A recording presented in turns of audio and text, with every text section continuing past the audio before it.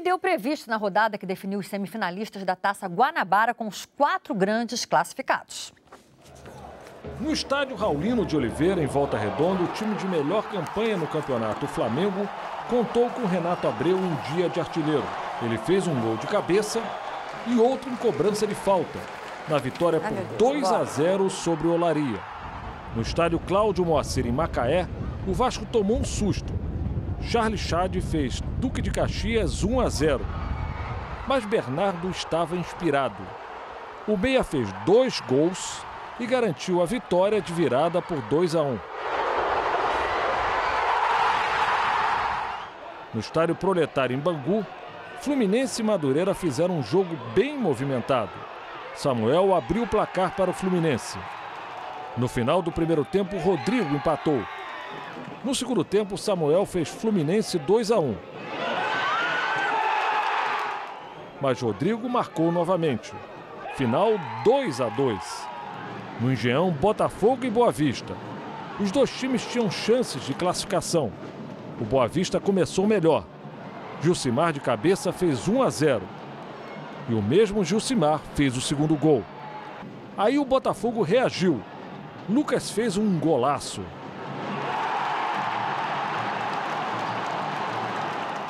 E depois cruzou para Lodeiro empatar o jogo. Final, Botafogo 2, Boa Vista 2. Com esse resultado, as semifinais ficaram assim: Vasco e Fluminense, Flamengo e Botafogo. O Vasco joga com a vantagem do empate contra o Fluminense por ter sido o primeiro colocado do Grupo A. O Flamengo joga com a vantagem do empate contra o Botafogo por ter sido o primeiro colocado do Grupo B. Márcio Guedes, boa tarde, Márcio. Boa tarde, Carla. Bom, quer dizer que os dois times já entram com essa vantagem. Podem jogar pelo empate, já dá uma tranquilidade, E olha, né, para o Vasco é uma vantagem muito boa, porque além do empate, o Fluminense joga no meio de semana pela Libertadores no Chile. Joga na quarta-feira, então vai viajar, tem 48 horas praticamente para descansar, para pegar o Vasco sábado. Quer ver, o Vasco, embora seja um time tecnicamente inferior ao Fluminense, tem uma boa chance de fazer uma surpresa e ir para a final.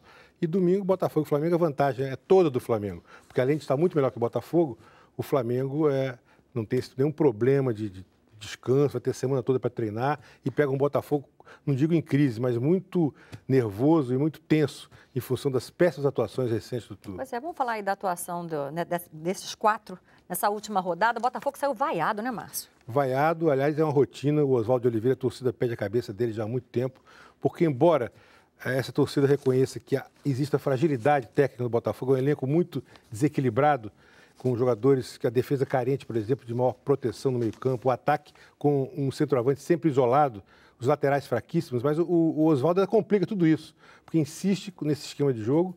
Os jogadores dirigentes vivem dizendo: não, nós apoiamos o Oswaldo, é um grande treinador, um grande comandante, mas dentro de campo isso não aparece. Então é uma rotina do Botafogo, por exemplo, levar gol em começo de jogos. Leva 1, 2 gols e aí complica a partida, como aconteceu ontem com o Boa Vista, que só não ganhou porque os jogadores do Boa Vista perderam gols feitos e o goleiro Jefferson também praticou algumas boas defesas. Mas o resultado foi justo e uma frustração para o Botafogo, que perdeu a vantagem do empate que teria. O Botafogo, com uma vitória ontem, seria o primeiro do grupo e enfrentaria o Fluminense cansado sábado. Quer dizer, o Botafogo Aliás, olha, mas essa agenda do Fluminense está apertada mesmo, hein, Márcio? Além de estar apertado, Carla, a situação interna já não está tão tranquila. O Abel está sendo contestado, o mecenas do clube, que é o presidente da companhia de saúde lá, de seguro e saúde, já teve reuniões.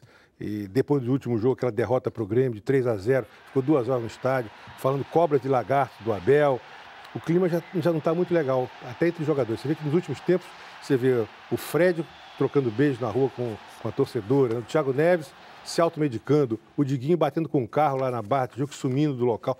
É uma série de coisas que você vê o Fluminense pouco focado na competição. Agora continua focando na Libertadores? Aparentemente... Depois daquela derrota para o Grêmio? Bem, isso é que se espera, que a torcida vai querer saber o que significou essa derrota para o Fluminense. Se é uma derrota que mostra um Fluminense que não é mais o mesmo, um Fluminense fraco, diante de um grupo em que ele era o favorito, ou então essa derrota pode servir de lição também, até para o Abel, né? Porque o Abel escalou mal o time, escalou um time que, colocando de saída Deco e Thiago Neves do banco de reservas, na hora da reação em que ele colocou o Deco, que é um bom lançador, tirou o Wellington nem. Então, está todo mundo meio em xeque do Fluminense.